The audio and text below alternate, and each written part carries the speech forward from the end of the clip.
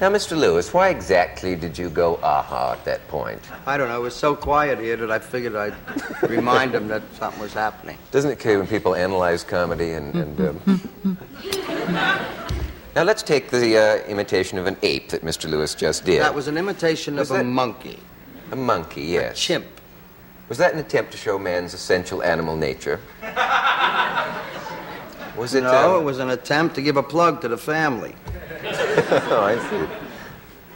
Doesn't it kill when people sit around and they find all of these elaborate intellectual reasons for something that's just funny and there's no real explanation? Well, they do for that. it? They're very guilty of doing that in the English press and the French press. Yes, English are maybe worse than the French at that. The French Because really... I wrote a joke about a fat lady, and she was carrying a bundle in the street.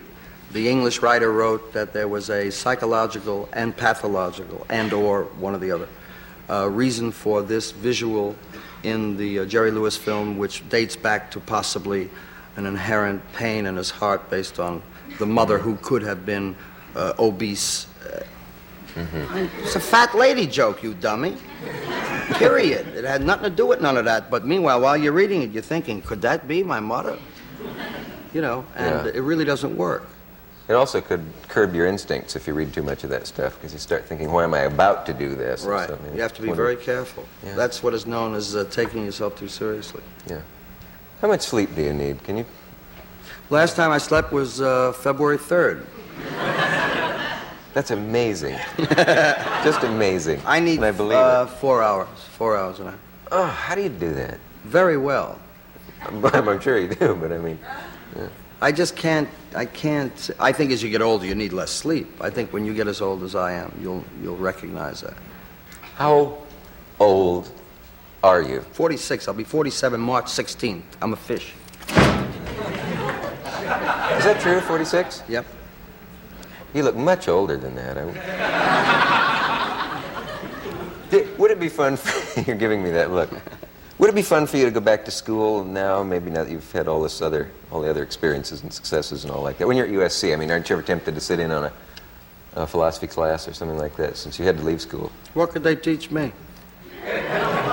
Are you unteachable? No. I thought about that, as a matter of fact. A couple of years ago, I thought about taking a night course in philosophy. I just didn't have the time. I would have loved to have finished school, had a totally formal education. But there are hang-ups about that. And I think that's why I get so much out of teaching. To think that I didn't get a formal education, I couldn't conceive that they wanted me on the faculty as a full professor. I thought you had to really have the credentials, but I learned that you didn't. If you do what you do well, it works. Yeah, I'm always looking for more information. I'm a very curious man. I'd love to know everything about everything. Do you read a lot in your spare time? Yeah. As much as I can. You've got to get Joe Mankiewicz's book. I mentioned it to you off the air, but I have to mention it on the air because it's really a super book.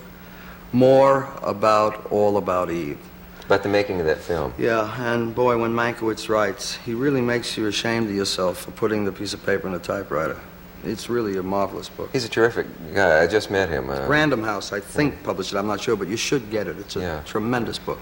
What other books are good on filmmaking, or film?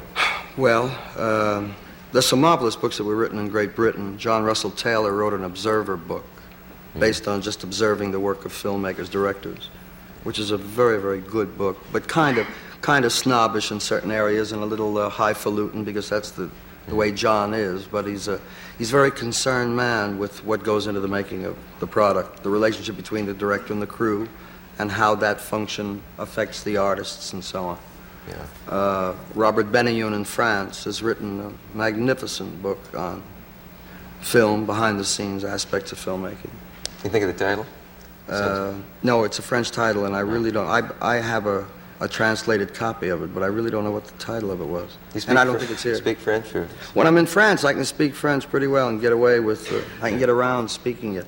It's like when you come to New York. Hey, you know. Hey, taxi! I don't talk like that. When I come to New York, you yell, hey, taxi! Yes? Because when they greet you in New York, there's no city in the world. Hey, Jack! Hey! And that's a Jewish lady. Well, what about when you go to Japan? Japan? I shall go. And they hate you. Can't imagine why. We'll be right back. Are we leaving again? I just realized that 90 minutes have gone by and you haven't plugged anything. No, I Yeah, didn't. very nice. I wanted to be here and I wanted to sit with you, and I really enjoy your work and the show, and I'm proud of you Oh, because we worked together, and I'm sorry it took so long, but I'm glad I came. anytime. Thank Nice you. seeing you again. Thank you. Thanks for coming. We'll see.